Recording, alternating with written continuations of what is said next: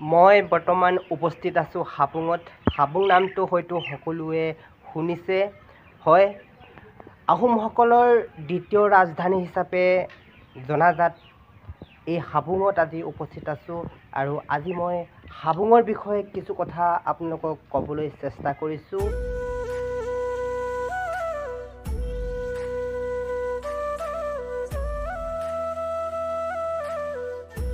হাবুং হৈছে অসমৰ এখন বুৰঞ্জী প্ৰসিদ্ধ ঠাই। চীনৰ ইউনান প্ৰদেশৰ পৰা প্ৰব্ৰজন কৰা টাই আহোমসকলে হাবুঙত 1240 খ্ৰীষ্টাব্দত গড় বান্ধি দ্বিতীয় অস্থায়ী ৰাজধানী পাতিছিল। কিন্তু বানপানী হোৱাৰ ফলত এই ৰাজধানী চৰাইদেউলৈ হস্তান্তৰ কৰা হৈছিল। এই হাবুঙতেই টাই আহোম ভাষাতে সেৱা অৰ্চনা কৰা হয়।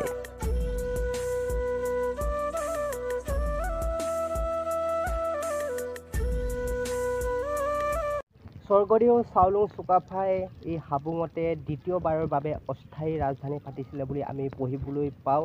এই হাবুং নামৰ উৎপত্তি সম্পৰ্কত আমি ভালেকেইটা মত পাওঁ। কিছুমতে হাবুং শব্দটি টাই ভাষাৰ পৰা আহিছে বুলি কয়। সেই সূত্ৰে হাবুঙৰ অৰ্থ হৈছে পঞ্চমখন বোকাময় ঠাই, আৰু অন্যহাতে কিছুমানে কয় এই শব্দটি বড়ো কছাৰীমূলীয় শব্দৰ, আৰু সেই সূত্ৰে ইয়াৰ অৰ্থ আমি কিতাপবোৰত জানিবলৈ পাওঁ যে মাটিৰে ভৰা ঠাই। হা মানে হৈছে মাটি আৰু বুং মানে হৈছে ভৰি পৰা, অৰ্থাৎ মাটিৰে ভৰা ঠাই। হাবুঙলৈ বহু মানুহ আহে, প্ৰত্যেকেই ইয়াৰ ওচৰত ৰৈ ফটো উঠে, কিন্তু অধিক সংখ্যকে ইয়াক কি বুলি কয় নাজানে। ইয়াক উৰণীয়া সিংহ বুলি কোৱা হয়।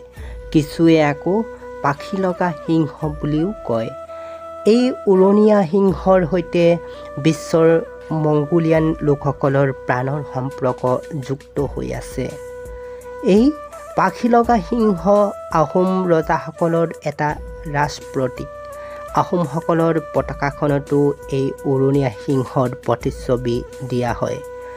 এই উৰণীয়া সিংহ পঞ্চশক্তিৰে গঠিত ৰাজপ্ৰতীক। ইয়াৰ প্ৰত্যেকটো ভৰি বেলেগ বেলেগ, ইয়াৰ জিভাখনো বেলেগ। ইয়াৰ জিভাখন সাপৰ দৰে, এটা ভৰি সিংহৰ ঠেঙৰ দৰে, এটা ভৰি চৰাইৰ ঠেং, এটা ভৰি ঘোঁৰাৰ খুৰা, আন এটা কাছৰ ঠেং। অৰ্থাৎ ই সাপৰ দৰে বেগাই যাব পাৰে মাটি পানী উভয়তে। ই সিংহৰ দৰে শক্তিশালী, চৰাইৰ দৰে উৰণ সক্ষম আছে, ঘোঁৰাৰ দৰে বেগৱান, কাছৰ দৰে মাটি পানী উভয়তে যাব পাৰে।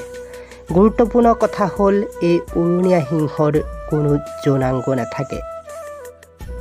হাবুং অহাৰ আগতে এইকেইটা কথাত গুৰুত্ব দিব। হাবুঙত সাজৰ পৰিৱৰ্তে কোনো ধৰণৰ বিলাতী মাদক দ্ৰব্য নিষিদ্ধ কৰা আছে, গতিকে নানিব। আৰু হাবুঙত ভাৰত অভিযান অৰ্থাৎ স্বচ্ছ ভাৰত অভিযানৰ নীতি নিৰ্দেশনাবিলাক মানি চলিব লাগিব। আৰু হাবুঙত উচ্চ স্বৰৰ বাদ্যযন্ত্ৰ নিষিদ্ধ কৰা আছে, গতিকে নানিব। আৰু হাবুঙলৈ আহোঁতে আপোনালোকে যিবিলাক গাড়ী আনিব, সেই গাড়ীবিলাক পঞ্জীয়ন কৰিহে ভিতৰলৈ সোমাব পাৰিব। আৰু এই নিয়মবিলাক আপোনালোকে ভংগ কৰিলে 1000 টকা ফাইন আপোনালোকে দিব লাগিব। আৰু হাবুং পৰিদৰ্শন কৰাৰ সময় পুৱা 8 বজাৰ পৰা বিয়লি 4 বজালৈ। গতিকে এইকেইটা নিয়ম আপোনালোকে গুৰুত্ব দিব যেতিয়া আপোনালোকে হাবুঙলৈ আহিব।